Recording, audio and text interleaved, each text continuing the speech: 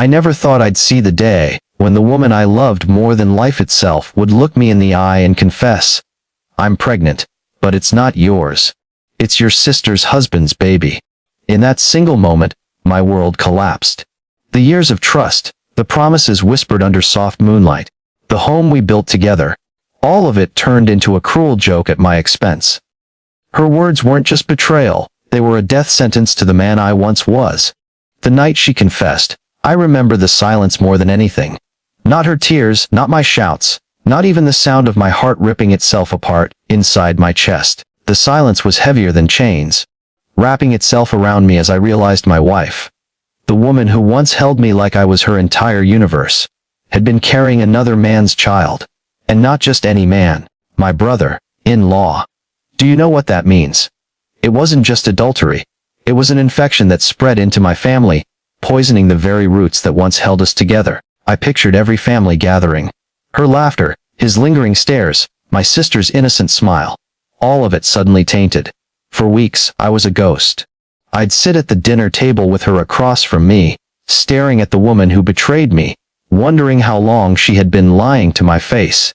I'd go to work and stare at computer screens, the words blurring into meaningless lines, as her confession replayed in my mind like a cruel echo.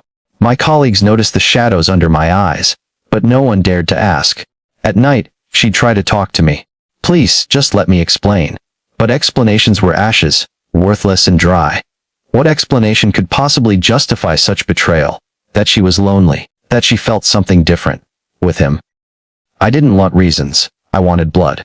That's when the seed of revenge began to grow. I started small, checking his social media, watching him smile in pictures with my sister, pretending to be a loyal husband. I saved everything, screenshots, messages, photos. Every piece of evidence was a weapon, and I sharpened each one with patience. My wife thought I was breaking down, but I wasn't. I was building something, a plan. I became obsessed. Revenge was no longer just an idea, it was the air I breathed. Every lie she told me, every smile he gave my sister, all of it was fuel. I could barely sleep, and when I did, I dreamed of exposing them in ways that would leave them begging for mercy. The worst part. My sister was innocent. She adored her husband. She believed she was living a fairy tale, while he was sneaking into my bed of trust and ripping it apart. The thought of her shattered face kept me awake at night. But I couldn't stop. I needed him ruined. I needed her ruined. I needed them both to feel what I felt, stripped, humiliated, destroyed. The day came when I decided it was time. I invited my entire family over for a dinner at my house. My wife begged me not to. She knew what I was planning, though she didn't know how far I would go. But the fire inside me was uncontrollable now. The world needed to see. When the food was served and laughter filled the room, I stood up and raised my glass for a toast. My hands trembled, not with fear, but with anticipation. And then I connected my laptop to the television.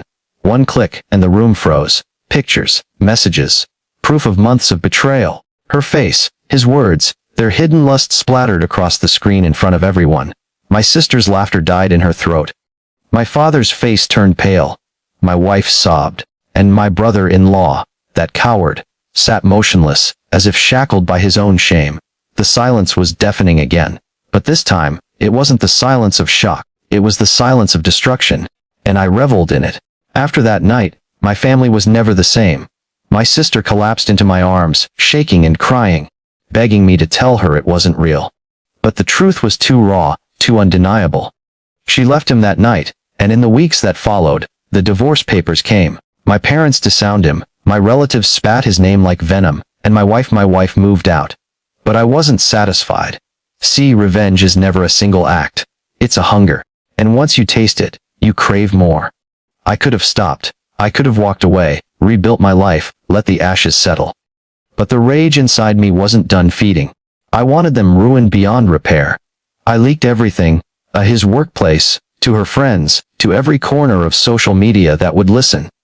I didn't just destroy their marriage, I destroyed their reputations. They became pariahs overnight. He lost his job. She lost her circle of friends. Everywhere they went, whispers followed them like shadows. But here's the thing no one tells you about revenge: it eats you too. At first, I felt powerful, triumphant. I watched their lives crumble and thought, finally, justice. But nights were different. Nights were quiet. And in that quiet, I felt the weight of what I'd done pressing on me. I became addicted to checking updates on them, stalking their misery, feeding on their downfall. My life wasn't moving forward. It was chained to their destruction. Friends stopped calling. Work suffered. My health declined. I wasn't living. I was obsessing. I had turned myself into a prisoner of the very revenge I thought would set me free. The turning point came one afternoon, months later. I saw my sister sitting alone in a cafe, her eyes hollow, her smile gone. She had left him, yes, but the cost had been unbearable. She lost her trust in people, her faith in love, and a piece of herself that might never return. And that's when I realized my revenge had punished her more than anyone. She never betrayed me. She never deserved this fallout. But in my hunger for vengeance, I had scorched the earth so completely that even the innocent were burned. I had become the very monster I swore to destroy. The confrontation came when my wife reached out again, not to beg forgiveness, but to spit venom. She blamed me for ruining her life, for dragging her through the mud. She screamed at me, her voice sharp with hatred. And for the first time, I saw her not as the woman I loved, not even as the betrayer, but as a hollow shell, just like me. We were both destroyed. Revenge hadn't healed me. It hadn't brought me peace. It had simply chained me to their misery, and in the process I had lost myself.